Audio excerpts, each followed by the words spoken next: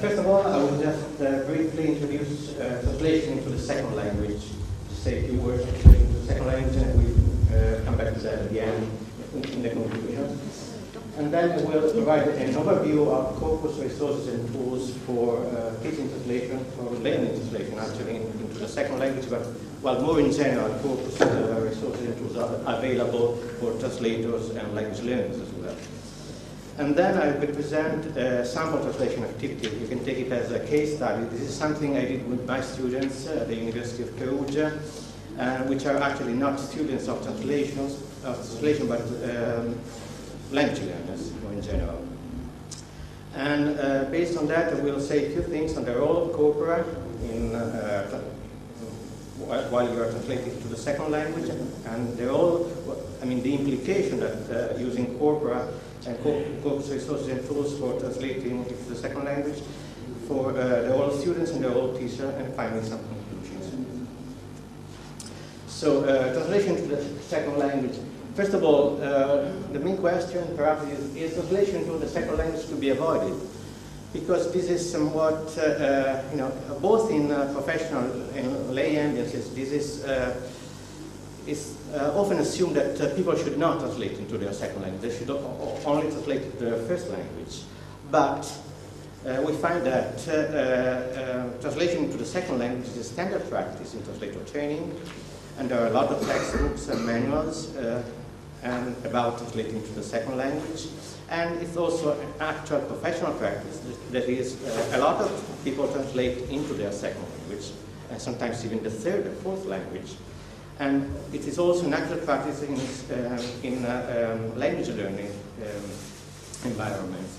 Language learners translate to learn a language, do that by doing activities that they translate into the second language. So it is something that is widespread, regardless of what people may say, regardless of what people may think that they shouldn't do that. It is done. The second question is, should the teacher be a native speaker of the second language? Well, again, the reality is that many are not. Many teachers of teachers who teach translation or even a foreign language are not native speakers of target language. And these views, that is, that translation into the second language should be avoided, and that at least the teacher should be a native speaker of the second language, has been recently challenged by a number of studies. And here I just quote a few Campbell, 1998, Stewart, 1998 to 2000. Actually, it's not for Campbell, it came out in 2008, just came out in Italy. Okay, you can read them. These people say that, well, no, really, okay, you can translate into the second language. There are good reasons for translating to the second language. But, okay, let's move on to an overview of corpus, resources, and tools. Corpora, first of all, okay, I take a very wide definition of corpora, in the sense that by corpus I mean just electronic resources, electronic texts can be considered a corpus as long as they are used for as language resources for the purpose of translating or learning a language. So in this sense, the web is a corpus. Not everybody agrees that the web is a corpus, but okay, let's take it, the web as corpus. Both as a corpus and as a source for do-it-yourself corpora, that is, as a source for deriving your own corpora. Then you have a number of online corpora, that is, corpora that are already made and are already available online, and you have a variety of such corpora: monolingual, parallel corpora, bilingual. And then, of course, you have traditional corpora. By traditional corpora here, I mean just corpora that, most corpora that were made until, let's say, 10, 15 years ago did not contain any text taken from the internet. They were non-native electronic text. That is, they were books that were scanned in and then made into a corpus of electronic text. But they were not originally electronic texts. And of course, some online corpora comprise also traditional corpora, or just traditional corpora. So there's no really a clear distinction between the two, actually. And again, in traditional corpora, you have monolingual, multilingual, parallel, a variety of resources. Here I'm only interested in the use of such corpora for translation into the second language, but they are available for all kinds of translation into all directions. Tools, how do you use, what do you need to use those corpora? Well, if you use the web as corpus, first of all, you have general purpose search engines such as Google, Yahoo, which are not created for the purpose of linguistic investigation, but they can be used for linguistic investigation to a certain extent, at least. Then you have online corpus analysis services. That is, you don't just have corpora available online, but you have tools to use those corpora which are available online, and also you have, and I'll show some examples, and you have also services that allow you to consult your own corpora. And then you have standalone corpus analysis software. You probably are familiar with WordFit tools, something like TextAct, Paracon, which is for parallel corpora. And then you have a number of custom softwares. For instance, Zyra, which is the software used by the British National Corpus, to interrogate the British National Corpus. The English-Norwegian Parallel Corpus Explorer, which is the corpus created specifically for using the English-Norwegian Parallel Corpus, and so on. So first of all, the web as corpus. I will just talk about the web as corpus and the web as source for corpora. Okay. So the web as corpus, you have, how can you use the web as a corpus? You can use the advanced options of search engines such as Google. Okay, I'll show you some example later, but you can tweak somehow, okay, the options that are available to you for interrogating the web, and just look more specifically for linguistic information. And you can also not search just the web in general, but some specialized subwebs. For instance, you can use Google Scholar, which allows you to search in academic publications. So that's kind of a guarantee for quality. And also Google Books. Again, you can search using Google Books just in printed books, in the electronic version of printed books. And again, that's somehow a guarantee for quality again, because books are published. Usually you can presume that they have gone through some process of quality assessment.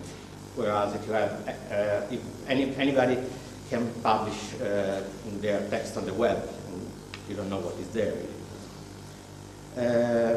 Then there are online concordances. These are WebCorp, WebConc, QuickFinder. These are softwares that are QuickFinder is a software that you have to download and then use from your own computer, whereas WebCorp and WebConc are online services that allow you to interrogate the web as corpus. That is, this is the output of a query using WebCorp for the phrase the requirements. So you see, if you have the requirements in a quick format. So this is not what you get using Google. Okay. So this is more at least it looks more like a corpus. Of course, you don't know where this text comes from. And this is similar. This is WebConc. Again, it uses Google and provides you with concordances of the findings in quick format. And this is QuickFinder. This is software that you have to download. It's free. And as opposed to the previous ones, it allows you to sort concordance results, so it's more advanced. Okay.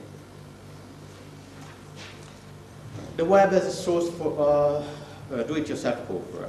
You have two options, basically. One is you manually create your own corpus. That is, you download files.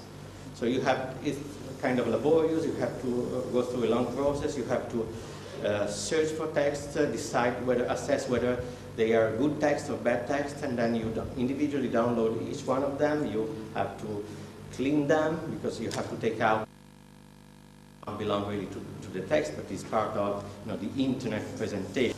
And once you have created your own corpus, you can interrogate it with software like Wordsmith Tools or TextAct and so on. Or the other option is, which is much faster, and that is using, creating your do-it-yourself corpora automatically or semi-automatically. And this is something you can do with Sketch Engine, which is an online service, which allows you to create your own corpora on a specific subjects. And I'll show you Sketch Engine. So you create your instant do-it-yourself web corpora by starting from a number of keywords. They're called seed words. So you define the keywords for your subject, for your topic, and starting from those seed words, the system, the service creates a corpus, a sizable corpus actually, usually, and it's very fast. Then you can also automatically add linguistic information to your corpora. So, and then again, this is very fast, so you have your annotated corpora in case you're interested. In case you're not interested in annotation, you don't have to create them or you don't have to use them. And also, Sketch Engine provides you with the possibility of consulting very large existing corpora from many languages, such as the British National Corpus is available, or internet corpora that are available on the website. And you do the usual things you do with text analysis software, word lists, concordances, and also something more, which is word profiles, what is called word sketch in Sketch Engine. Here is an example. So this is a word sketch for the word disease. So you see the different columns, and the first column, object of, the subject of. So disease is the subject of transmit. It is the subject of afflict. It is a modifier of, and so on. So a word sketch is adapted from the website, from the Sketch Engine website. A word sketch is a corpus-based summary of a word's grammatical and collocational behavior. Each column, and it refers to these columns, each column shows the word activity combined with disease in a particular grammatical relations. For example, object of lists in order of statistical significance rather than raw frequency the verbs that most typically occupy the verb slot in cases where disease is the object of the verb. Switch between concordance mode and word sketch mode is a useful way of getting more information about a particular word combination. Thus, if you want to look at examples of the string transmit plus disease, here which is the first word in the first column, you simply have to click on the number next to transmit and in the object of list, and you will be taken directly to a concordance showing all instances of this combination. So this is already analyzed in a way. Okay, online corpora, you also have a number of online corpora which are freely available. So for monolingual corpora you have, well, this is actually a particularly good resource for Arabic, in the sense that you have a number of corpora which are of, I think, 100 million words. Each corpus is 100 in a variety of languages, like you have the standard European languages, Arabic, Chinese, and I think it's 10 or 12 languages. And that's on the website at least. And then you have something like the Corpus of Contemporary American English, COCA, which is almost 400 million words. It's probably one of the largest corpora, and it's freely available online. And on the website, there's also a very large corpus of Portuguese, a very large corpus of Spanish, and so on. And you also have, bilingual and multilingual corpora, and they are parallel corpora.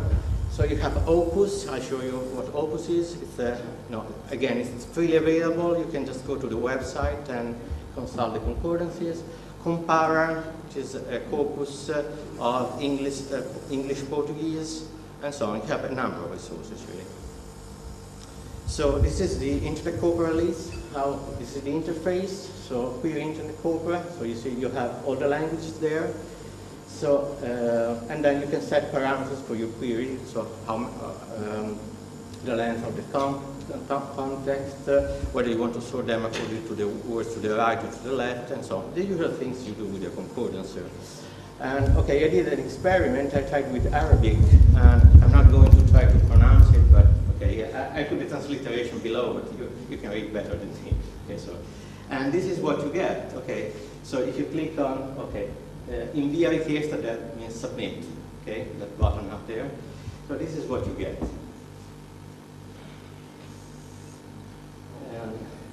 Okay, so I guess, well, I cannot really read it, but okay, you can. So you can see that that expression really understand a concordance for that expression, which is classical Arabic, right? So you can see what the words that collocate with it to the right and to the left, and you can sort your results. And you can do that today. That's available, and it's a very large corpus, and you can use it. And this is the opus. The opus is, I don't remember the acronym. Anyway, the main part of it is the parallel text of the proceedings of the European Parliament. So it's very huge, with 12 languages again. And, okay, and as an example, here I have in modo sistematico in Italian. How do you translate that in English? Systematically, in a systematic way. Okay, so I selected English, Italian as a source language and English as a target language. And I produced a concordance for modo sistematico, and this is what you get. So you have sentences in Italian followed by second sentence in English. Well, actually, it's the other way around here, but okay, doesn't matter really. So what you get from here is that, yeah, you can say in modo sistematico could be both in a systematic way and systematically, but systematically is, well, the frequency of systematically is much higher than that of in a systematic way. What's the difference between the web, both as a corpus and as a source for corpora, and well-constructed corpora, traditional corpora, which are selected with very well thought out criteria? Well, I would say that corpora, traditional corpora, are more reliable. You know what's in there. They are specified, texts are specified, and they are more reliable, really. And they can exemplify the core patterns of language use. Whereas in the web, you find the two extremes of that. That is, on one hand, you find words that you won't find in any corpus, in any traditional corpus. So lexical and terminological richness. Okay, you'll find, well, let's say the British National Corpus only contains so many words. The web, many more. Okay. And on the other hand, you have multi-word expressions that you, because the web is so large, that you won't find in any corpus. So this is just an example. You probably know the naked eye. This is a famous example by John Sinclair, who illustrated the phraseology of naked eye, saying that it's usually preceded by an expression of a word regarding visibility, and then the larger context somehow implies that something that is hard to see. Okay? So I just took this as an example. And if you look for the naked eye, if you Google the expression the naked eye, you find with Google 2.5 million hits. Whereas in the British National Corpus, which is 100 million words, is 884 hits. There's a difference. Now, if you enlarge that context and take into consideration the words to the right, to the left, sorry, to the naked eye, the most frequent collocates to the naked eye, you have visible to the naked eye, and you find 1.2 million hits in Google and only 18 hits in the British National Corpus. Then the next most frequent collocate is barely visible to the naked eye. You have 83,000 hits in Google and no hits in the British National Corpus. This is just an example to illustrate. And okay, be barely visible to the naked eye, 49,000 hits. And you can get until 14. This is 14 words. Grains that are so small as to be barely visible to the naked eye. You find two different results. Actually, it's 5, but it's 2 duplicated. Okay. You won't find anything like that in any corpus. Okay, now this is a sample of something that I did with my students. They're language learners, but I think this can also be applied to translator training. Okay, I don't think there's really a hard and fast distinction between learners of a language who use translation to learn a language and translate. I mean, there are differences, of course, but there are also things in common, and I would like to highlight things in common.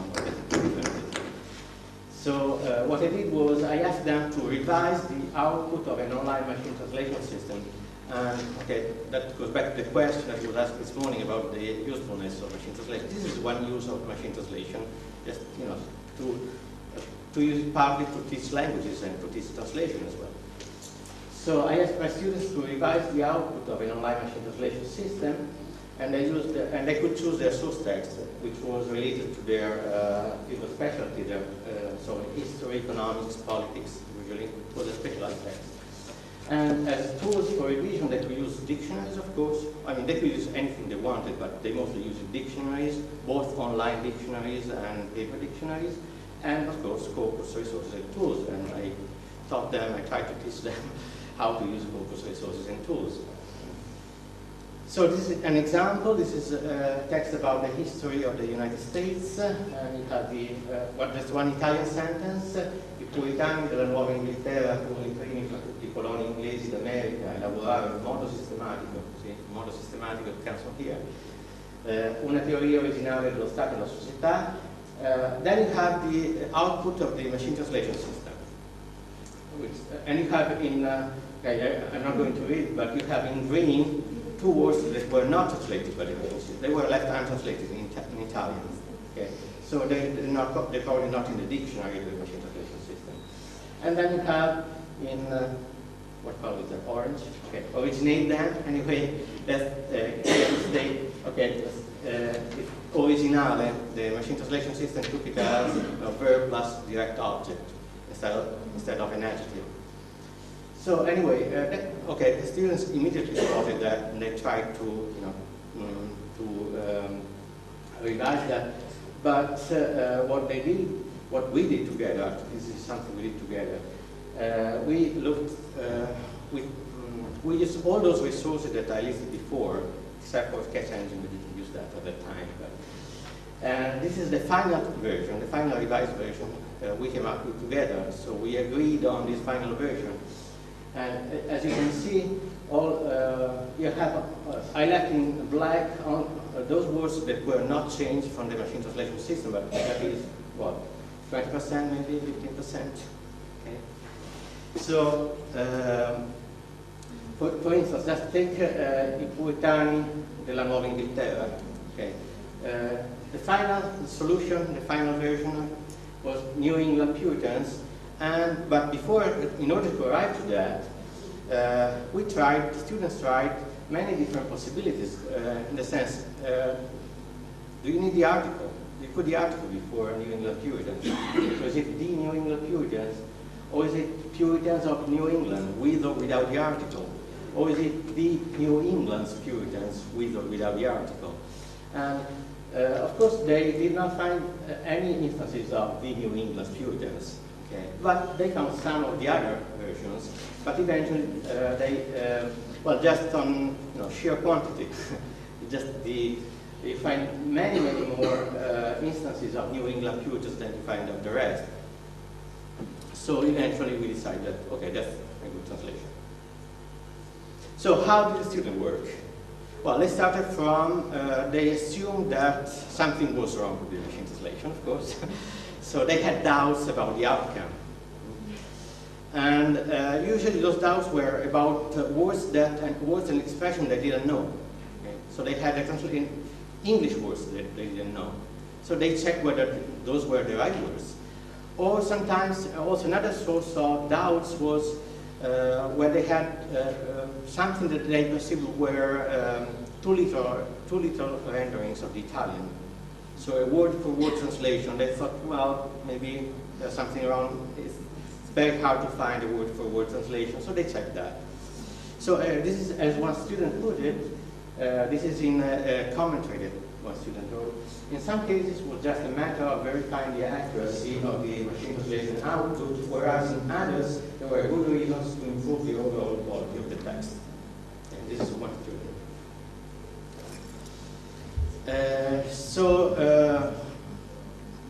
the questions were, does something exist?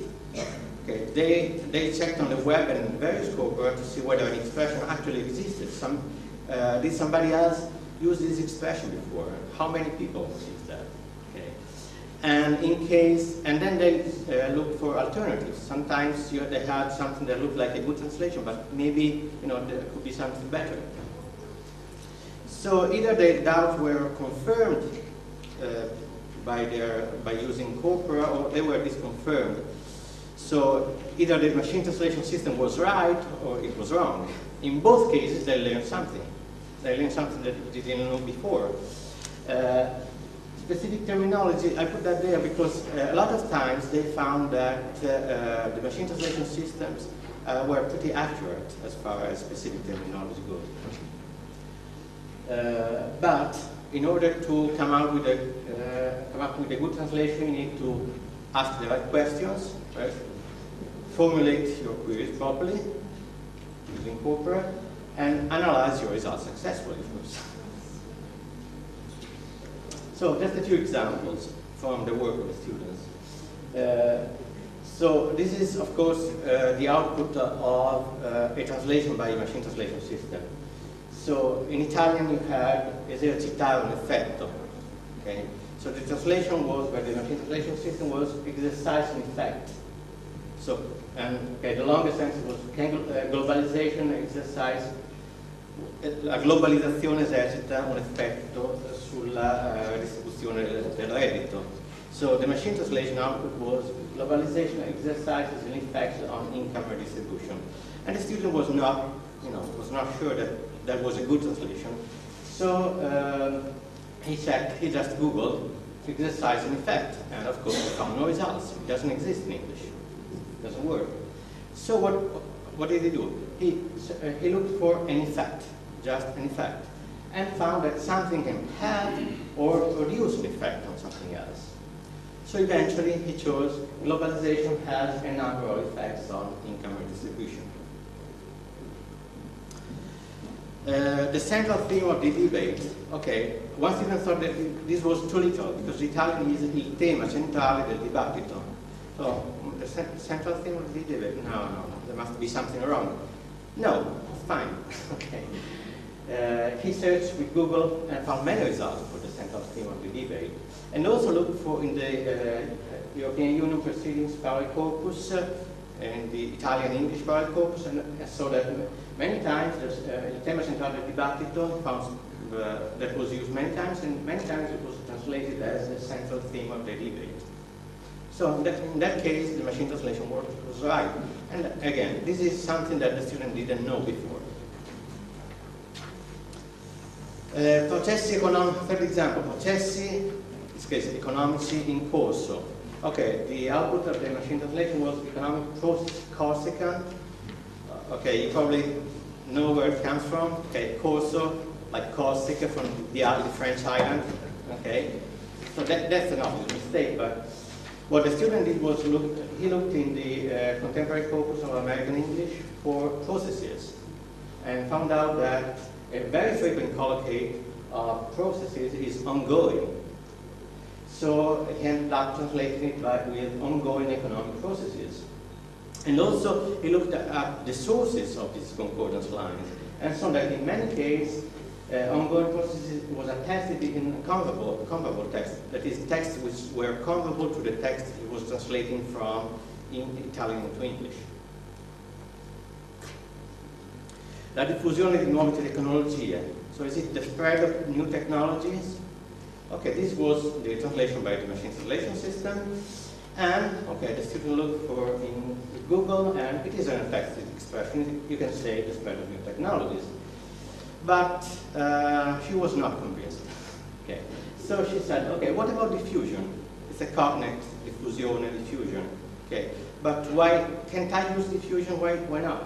So she searched for spread of new technologies and diffusion of new technologies, both using the web, so using Google or Yahoo, I don't know, the search engine, and using the focus of contemporary American English. And she searched with Google, for instance, by typing the spread of asterisk technologies within inverted commas, and the diffusion of asterisk technologies, which allows you to find all phrases which start with a spread of and then with technologies with one or two or more intervening words. So it allows for some variability. This is an example of how you can use the advanced search options in Google to do linguistics research. So what she found was that, yes, spread was more attested in general English. A lot of, especially that was done using the contemporary corpus of American English.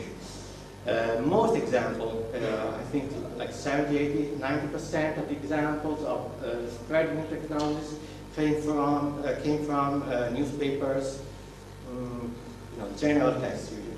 Whereas diffusion, that is the expression, the diffusion of new technologies or the diffusion of something technologies came from academic texts, really.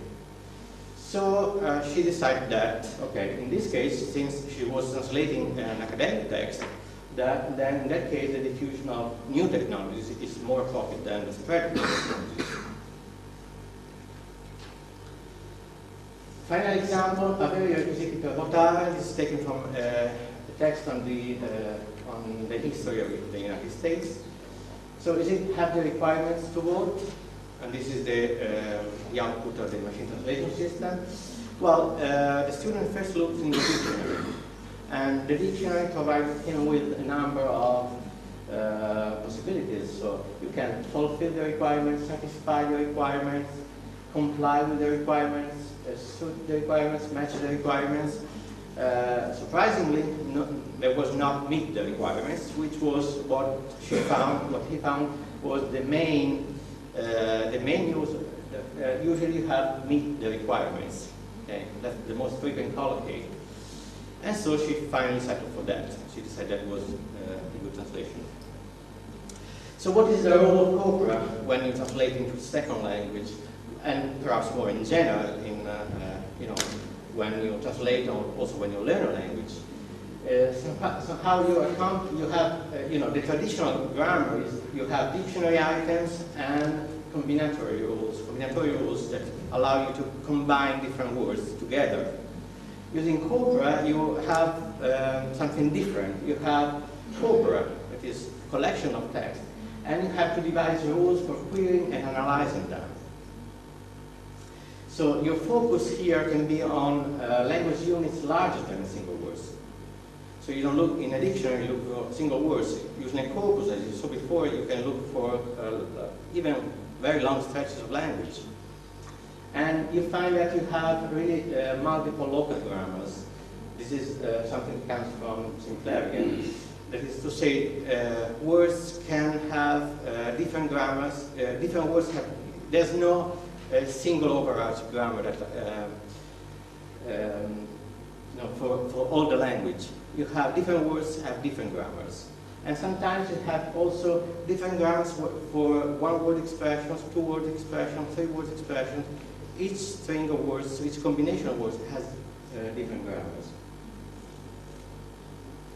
So in a way, using corpora is more akin to acquisition than to learning, in the sense that you're using an analyzed knowledge.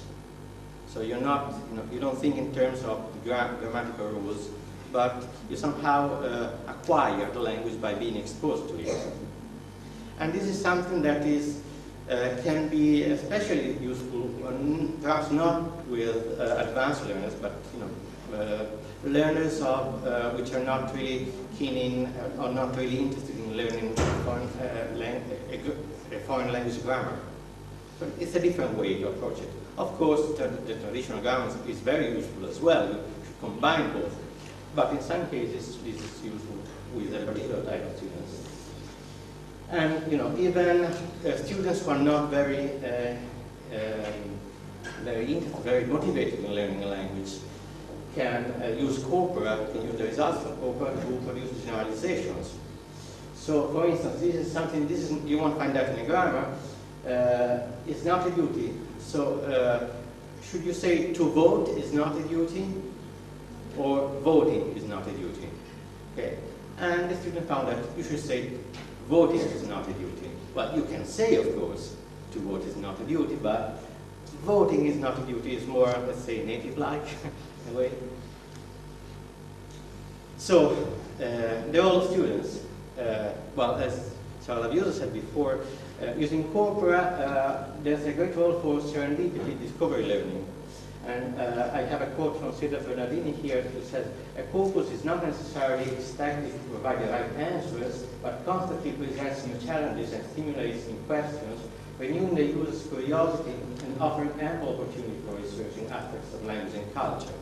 This is to say that using corpora, students go their own way, they become somehow independent.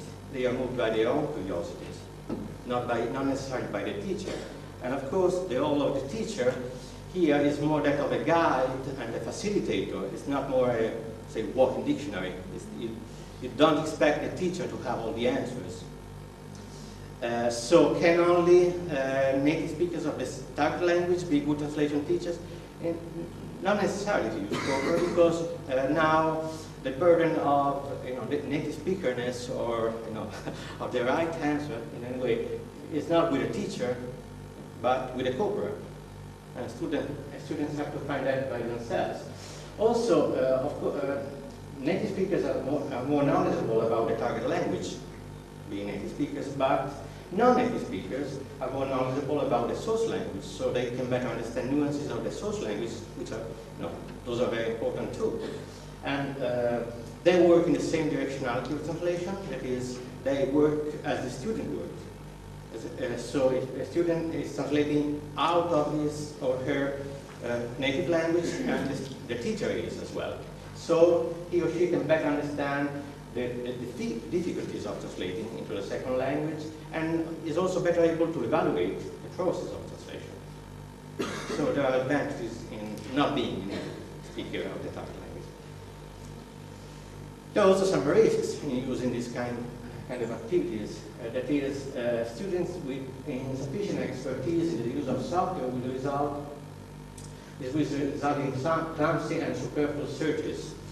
So that means that enough time should be devoted to teaching search techniques, which are often specific to the corpora used. I simplified that in the example, of course, but different corpora, you have a different query language.